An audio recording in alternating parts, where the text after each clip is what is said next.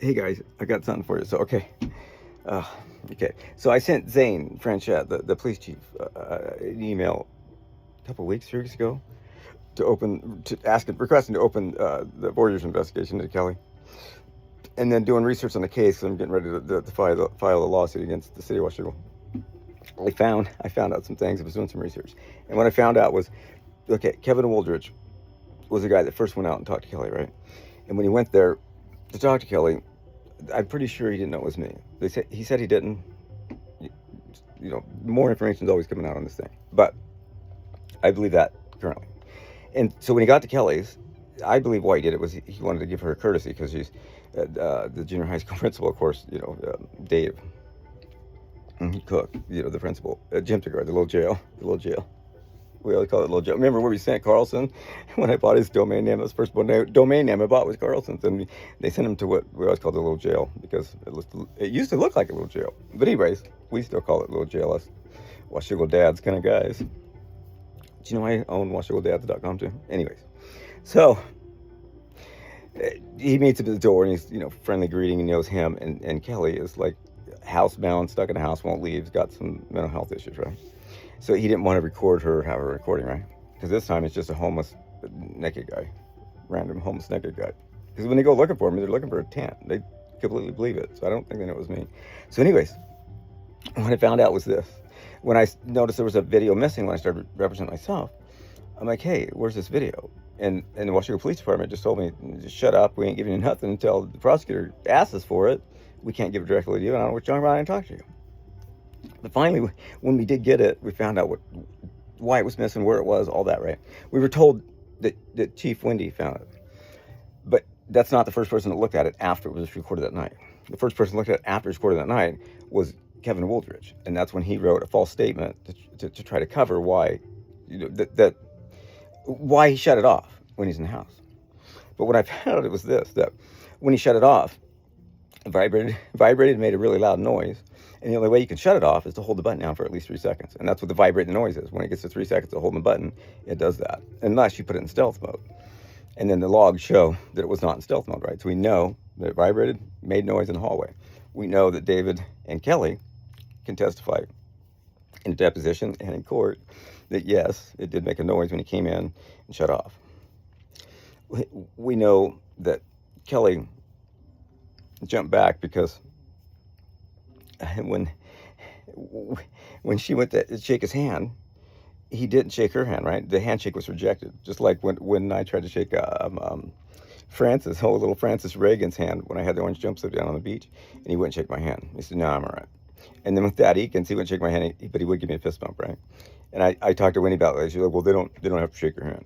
But it causes this feeling of rejection, right? And that's what Kelly had. And that's what you see at the end of the video is Kelly's sense of rejection because her extension of handshake was not met, right? Because David met her at the door, friendly talk, and then came down the hallway, and this is the first time she's seen him to interact with him, the handshake greeting, right? So she jumps. She doesn't just pull her hand back. She actually moves back. Her feet move and her body moves right back. She's like recoil, not because he reached out, because he didn't reach out to her at all, right? But what he was doing, he was taking his hand and he was sliding across his chest, where his body camera is, because they know exactly where all the stuff in their body. When you have tools, you know where it is, right? So he reached across his chest to touch the camera to turn it off because he wanted to turn it off, right? So that's what he did, but he didn't want it to be known that he turned it off. He wanted to make it look like it was an accident. So rather than doing what he always did every time before that I've seen, he'd come across and you'd see his finger in the air, and then his middle finger, because it's longer, this finger goes and it relates.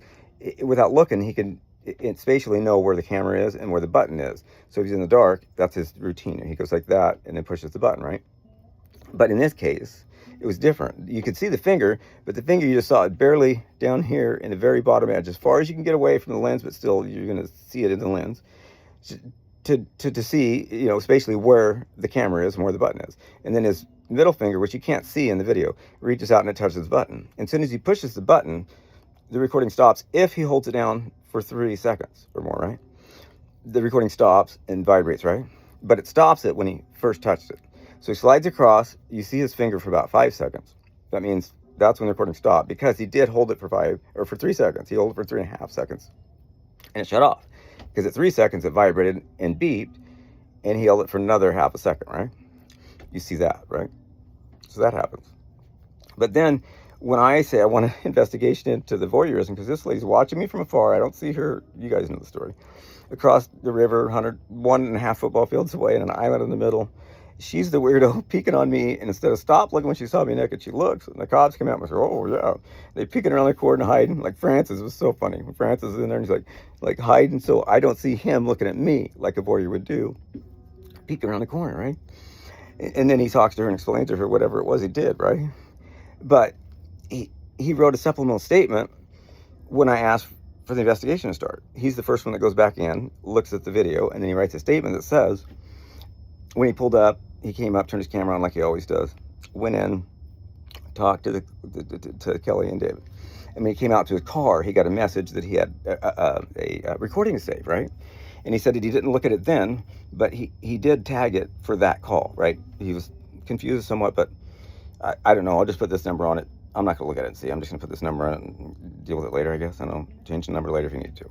I don't know why he's in a hurry, but we don't know why he did it now, because that is what you do when you want to make sure a video is gone or deleted or something's not recorded. When you do that, when you purposely not record something, when you exfoliate evidence, and not follow policy. At this point, it's just really not following policy. Well, actually, no, it's deliberate. Turn it off. It's deliberate.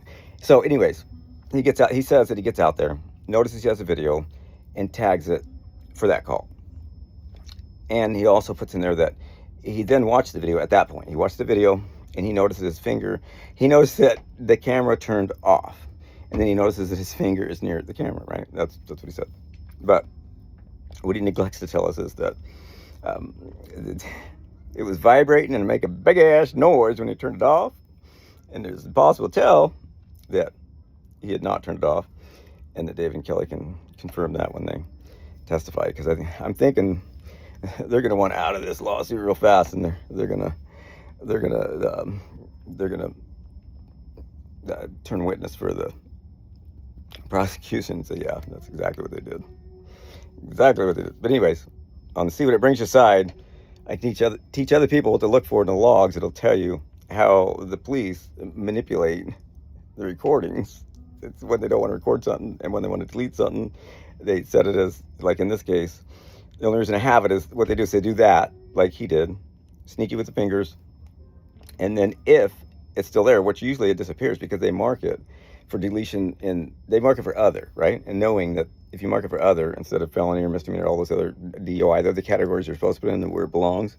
They put in a category that doesn't belong, which they know is a delete button. It's a delayed delete button, and it's the shortest one you can get is others, and it deletes in 6 months. Boom, gone.